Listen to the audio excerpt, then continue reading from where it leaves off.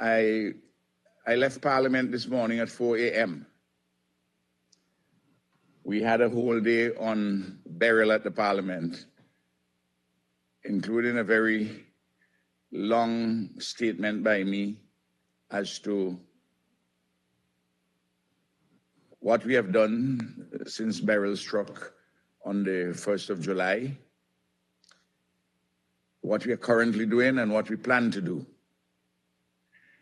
And of course, the role of the UN agencies within all those efforts. We passed a supplementary estimates and supplementary appropriation bill, and we passed accompanying legislation in relation to resources. So there was a long debate. We agreed on everything, both sides of the Parliament, the government and the opposition. We broke yesterday in Parliament for a short while because Her Excellency Cindy McCain and the World Food Programme came to visit us. And we are very pleased to have seen her. I saw her, of course, at the SIDS-4 conference in Antigua and Barbuda, just a few weeks ago. And the agencies of the United Nations, the World Food Programme, UNICEF, UNOPS, your entity, everybody. We have been working very well together. And I want to thank all who have assisted and all the personnel of the United Nations agencies, those who are on the ground who have done remarkable and in some cases heroic work. We are very, very grateful. The security situation has been stabilized quite well. Food, water, health, all the basic facilities have been secured, and we are doing the cleaning up.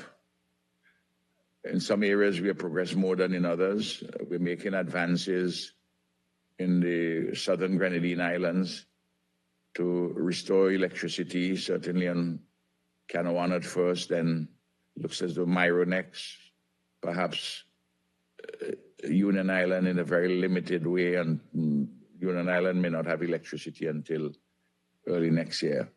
We're making all arrangements in relation to education for the children, primary and secondary schools, early childhood, as we start back in September.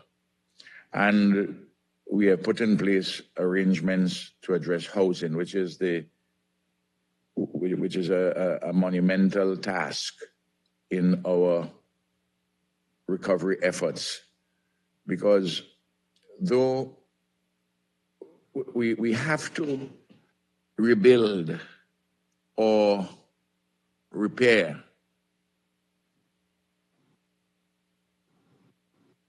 easily close to 10,000 houses. The numbers, as we do the assessment, the numbers are growing, including on Saint Vincent, where we have had significant damage, though that damage pales when compared to in the southern Grenadines. The housing is going to be an extraordinary challenge. I know it may be going through your head and say, well, persons surely have insurance. Well, the truth is this: on Union Island, for instance, there are 1,300 structures, houses and businesses, and only 79 of them have insurances. So that will give you an idea as to the scale of the problem, and that's just on Union Island. I don't want to inundate you with too many facts, but the people are quite hopeful.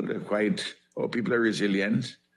Saint Vincent and the Grenadines, we have gone through over the last few years some real serious challenges. COVID in 2020 and 2021, then the volcanic eruptions in April 2021, Hurricane Elsa in July 2021, then periods subsequently of excessive rainfall on the one hand and drought on the other, and now Beryl.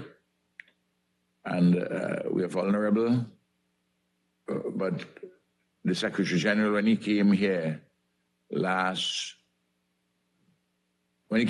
this year at the end of February, beginning of March, he was actually surprised to see how we had bounced back. I took him into the area with the volcanic eruptions, that how we had bounced back, how we rearranged things, so that what we had done with housing and the like. So we really have a way of handling our challenges. But surely more assistance is needed from our friends. And we are grateful thus far, but it's not going to be easy at all. And we're going to require patience and a calm. And through all of this,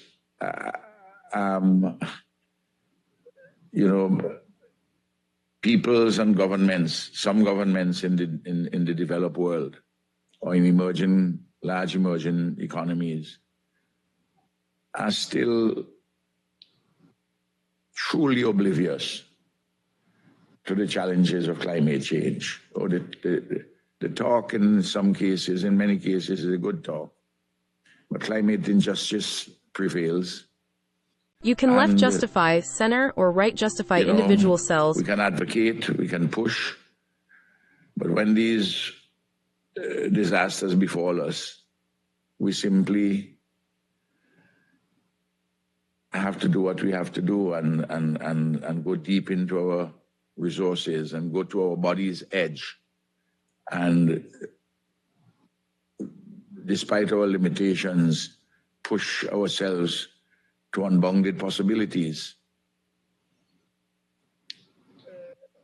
But people are stuffed with anxiety, and the faces of men, women, and children are truly strained.